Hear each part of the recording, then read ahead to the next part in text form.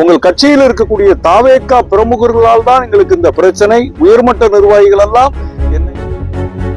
என்னை இரவு நேரத்துல என்னுடைய வாட்ஸ்அப்ல எங்களுடைய தொலைபேசியில ஆதாரபூர்வமாக நான் நிரூபித்திருக்கிறார் அந்த பெண். அவருடைய கண்ணீர் திவலைகள் இந்த ஆட்சியை கரைக்கும். பெண்கள் அநேகமான பேர் தாவேகா கட்சிக்கு வாக்களித்திருக்கிறார்கள். பெண்களினுடைய பாதுகாப்பையும்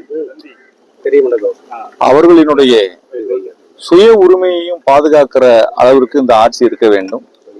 இந்த ஆட்சி பொறுப்பேற்றதிலிருந்து ஏறக்குறைய இதுவரை நேற்று வரைக்கும் நாங்கள் டெய்லி அப்டேட் பண்ணி பார்த்துட்டு இருக்கிறோம். 213 பாலியல் வழக்குகள் பதிவு செய்யப்பட்டிருக்கு.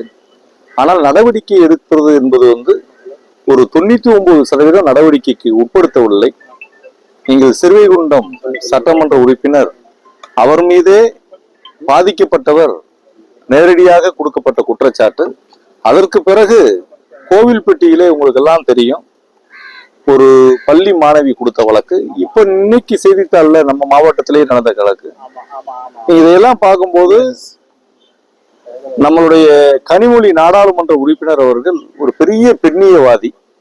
பெண்களினுடைய சுதந்திரத்தை மிகப்பெரிய அளவுக்கு கொண்டு வரணும்னு சொல்றதுல அவருடைய எடுத்துக்காட்டு. முன்னாள் எங்களுடைய அமைச்சர் கீதா ஜீவன் அவர்களும் இந்த மகளிர் உரிமைத்துறை அமைச்சராக இருந்தாங்க. 5 ஆண்டு காலம் நம்ம தொகுதியில நேரடியா ஸ்பாட்ல போய் நின்றுவாங்க. அமைச்சராக இருந்தாலும் யாரா இருந்தாலும். இன்னைக்கு பாதிக்கப்பட்ட பெண் அலங்கோலமாக கொடுத்து கண்ணீர் மல்க இருக்கிறார். அந்த இடத்துல மந்திரியும் போகல, எம்எல்ஏவும் போகல, யாரும் என்னன்றது கேட்கல. அதனால மாண்புமிகு தமிழ்நாடு முதலமைச்சர் அவர்கள் உங்களுடைய அமைச்சரவையில் இருக்கிறவர்களையும் நீங்கள் கண்டிக்க வேண்டும். சட்டமன்ற உறுப்பினராக இருந்தாலும் நடவடிக்கை எடுக்க வேண்டும். உங்கள் கட்சியில் இருக்கக்கூடிய தாவேகா பிரமுகர்களால் தான் எங்களுக்கு இந்த பிரச்சனை. உயர்மட்ட நிர்வாகிகள் எல்லாம் என்னை இரவு நேரத்துல என்னுடைய வாட்ஸ்அப்ல எங்களுடைய தொலைபேசியில ஆதாரபூர்வமாக நான் நிரூபித்திருக்கிறார் அந்த பெண். அவருடைய கண்ணீர் திவலைகள் இந்த ஆட்சியை கரைக்கும். சார், ரஜினிக்கு ஆளுநர் பதவி கிடைக்கிறதா ஒரு தகவல் இருக்கு. No comments. பாஜக கூட்டணி வச்சிருந்தது அமைச்சர் திமுகவும் பாஜகவும் கூட்டணி வச்சிருந்ததா அமைச்சர் நிர்மல்குமார் கருத்து.